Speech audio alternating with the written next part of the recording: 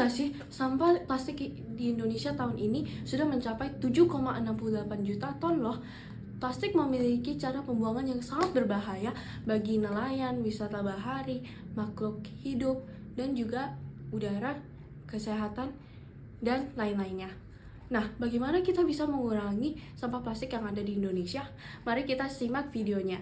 Halo semuanya, nama saya Samantha Ropechan dari Sekolah Citra Kasih Citra Garden. Dan hari ini saya ingin mempresentasikan penelitian saya yang berjudul Mungkinkah Plastik Diubah Menjadi Aspal?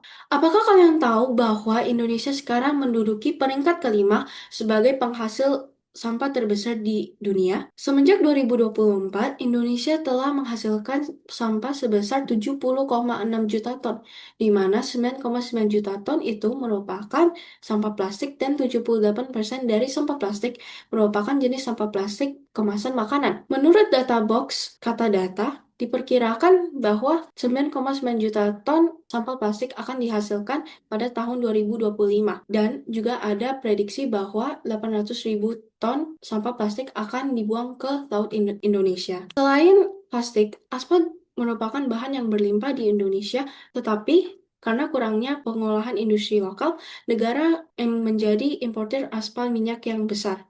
Untuk mengatasi hal ini, kita dapat memanfaatkan aspal beton sebagai alternatif alami. Meskipun pembentukannya membutuhkan waktu jutaan tahun, makanya ada solusi lain adalah dengan menggantikan sebagian aspal dengan limbah plastik, yang sekaligus mengurangi sampah. Plastik memiliki ikatan polimer yang panjang, membuatnya kaku, padat, ekstrim maupun dan tahan terhadap deformasi bahkan dalam cuaca ekstrim maupun seiring penuaan. Sifatnya termoplastik yang mengandung polietilena fleksibel dan polipropilena yang kaku, membuatnya lunak saat panas dan mengeras saat dingin. Ketika dicampur dengan aspal, sifat ini dapat meningkatkan fleksibilitas aspal sehingga mampu menahan beban dan perubahan suhu tanpa mudah retak atau berubah bentuk, sekaligus menghasilkan daya rekat, kekuatan, ketahanan, dan kedap air yang lebih tinggi. Metodologi penelitian. Tidak semua jenis plastik dapat digunakan. Plastik yang dipilih harus berasal dari jenis termoplastik. Nah, kita tidak dapat menggunakan PVC karena jika dipanaskan lebih lanjut, maka PVC dapat mengeluarkan gas beracun dan korosif.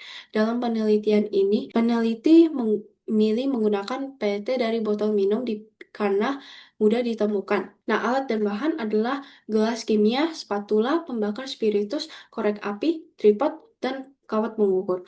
Bahan adalah plastik dari botol plastik yang peneliti gunting sekitar 2 mm sampai 4 mm.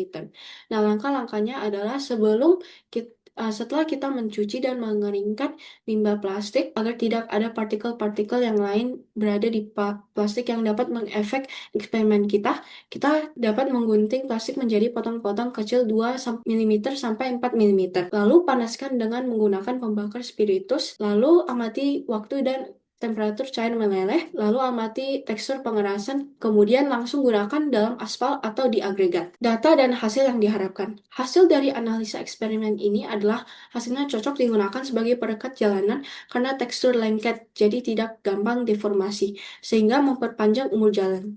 Dan juga karena aspal plastik hasil cobaan ini cepat padat, kita dapat menuangkan ke dalam cetakan paving block atau konblok saat ia masih cair. Ini merupakan tabel dari data dan hasil yang diharapkan.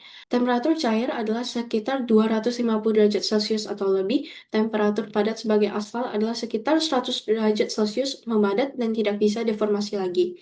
Tekstur sebagai aspal adalah dia keras dan dia tahan air sebagai aspal. Warna sebagai aspal adalah coklat gelap atau hitam dan dia kuat sebagai aspal. Dan dia juga mudah dibentuk.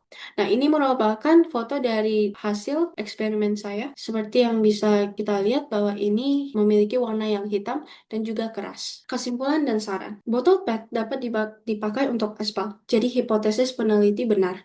Walaupun pembuatan dan penyimpanan aspal plastik sedikit rumit. Peneliti tidak dapat menguji kelunturannya, seberapa banyak gaya maksimum yang bisa ditahan aspal plastik dan lain-lainnya, karena peneliti melakukan percobaan di suhu ruangan. Aspal plastik cepat melekat kepada dinding gelas kimia, jadi keras dan terlalu panas untuk diuji. Jadi sebaiknya peneliti menguji aspal plastik dalam suhu yang tinggi. Demikian dari saya, terima kasih telah menonton. Untuk selanjutnya, peneliti akan mencari nilai kekuatan aspal dengan metode tensile strength atau uji tarik dan kekuatan maksimum untuk memastikan aspal dari pad dapat menampung beban yang cukup besar.